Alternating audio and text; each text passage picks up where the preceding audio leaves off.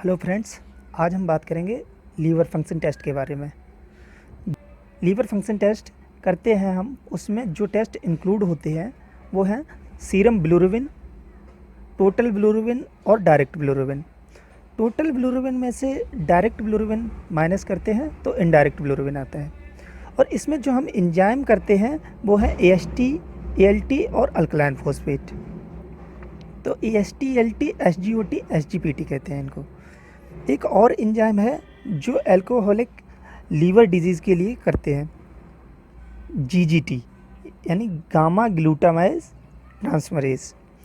Protein albumin and AG ratio, ये भी हमारा लीवर फंक्शन टेस्ट में आता है। और दोस्तों, हम आपको बता दें कि इस टेस्ट के लिए कुछ प्री कंडीशंस नहीं है। आप इस टेस्ट को कभी भी करा सकते हैं, किसी भी टाइम जाके लैब में सैंपल दे सकते हैं इसके लिए। अब दोस्तों, हम बात करते हैं बिलिरुबिन क्या है। तो जब RBC टूट जाते हैं तो उसमें हीम और ग्लोबुलिन निकलता है।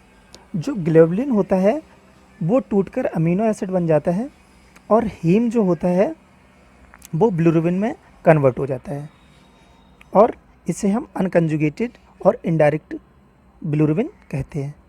अनकंजुगेटेड या इनडायरेक्ट बिलिरुबिन जो है तब बढ़ता है जब हीमोलाइसिस होता है। तो हीमोलाइसिस किस किस कंडीशंस में होता है दोस्तों? तो थैलेसीमिया है या सिकल सेल्स अनीमिया है। अगर ब्लड ट्रांसफ्यूजन का प्रॉब्लम है, मिसमैच ट्रांसफ्यूजन हो जाता है, तो उसमें भी हीमोलाइसिस हो जाता है। और जो नॉर्मली देखते हैं न्यूबॉर्न बेबी में हीमोलाइसिस में bilirubin very rarely more than 5 mg पर DL से ज़्यादा होता है। न्यूबॉर्न में जब अनकंजुगेटेड बिलिरुबिन बढ़ता है और 15 से लेकर 20 तक पहुंच जाता है, 20 mg के ऊपर बिलिरुबिन पहुंच जाए तो ब्रेन डैमेज होने का खतरा रहता है।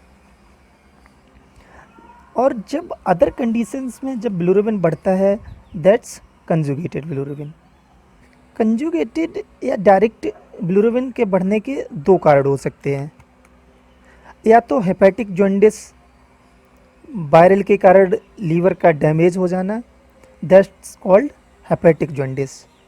और दूसरा तरीका ये भी हो सकता है जब बाइल बन जाता है लेकिन बाइल डक्ट में ऑब्स्ट्रक्शन होने के कारण ये बाइल जो है एक्सक्रीट नहीं हो पाता है और ब्लड में उसका लेवल बढ़ जाता है। वो होता है दोस्तों, तो जैसे कि बाइल स्टोन हो, पैनक्रियाज कैंसर हो, जो बाइल फ्लो करने से रोकता है। तो ऐसी कंडीशंस में जो हमारा कंजुगेटेड डायरेक्ट बिलिरुबिन होता है वो बढ़ जाता है। जब बिलिरुबिन बढ़ जाता है तो हमें ये चेक करा लेना चाहिए कि ये कंजुगेटेड बिलिरुबिन है और अनकंजुगेटेड बिलिरुबिन है। अगर अनकंजुगेटेड बिलिरुबिन बढ़ रहा है तो इसका मतलब है कि प्रॉब्लम लीवर में नहीं है, RBC में है। और कंजुगेटेड बिलिरुबिन है तो हमारे पास दो ऑप्शन है, या तो हेपेटिक जॉन्डिस है या ऑब्स्ट्रक्टिव जॉन्डिस है। अब सवाल ये उठता है कि हेपेटिक जॉन्डिस और ऑब्स्ट्रक्टिव जॉन्डिस में क्या अंतर है और इसको हम कैसे पता कर सकते हैं। तो दोस्तों, इसको पता करने के लिए हमें एंजाइम्स की इम्पोर्टेंस होती है। जैसे कि ALT एंड AST, जिनको हम SGOT और SGPT भी कहते हैं, ये लीवर के सेल्स के अंदर होते हैं। तो यदि लीवर सेल्स डैमेज होगी तो SGOT SGPT बढ़ेगा। तो हेपेटिक जॉन्डिस में SGOT SGPT बढ़ जाते हैं। अगर ऑब्स्ट्रक्शन है तो मोस्ट इम्पोर्टेंट एंजाइम जो बढ़ता है वो है अल्कलाइन फॉस्फेटेज।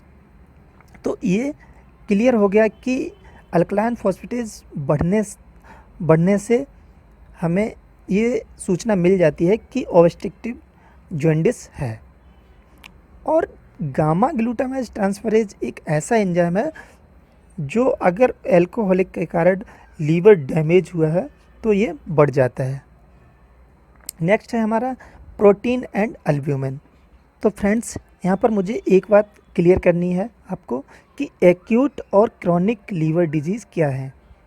जैसे कि एक पेशेंट है जिसने बाहर का कुछ गंदा खाना खाया, डर्टी वाटर पिया, जिसके कारण इन्फेक्शन हो गया और 3-4 दिन के बाद उसे भूख नहीं लगती है और उसकी आँखें पीली होने लगती हैं और उसे जॉन्डिस हो जाता है।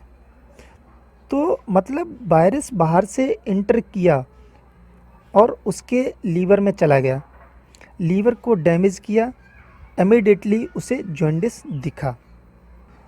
तो time between virus entering and jaundice occurring very short, that's called acute liver disease.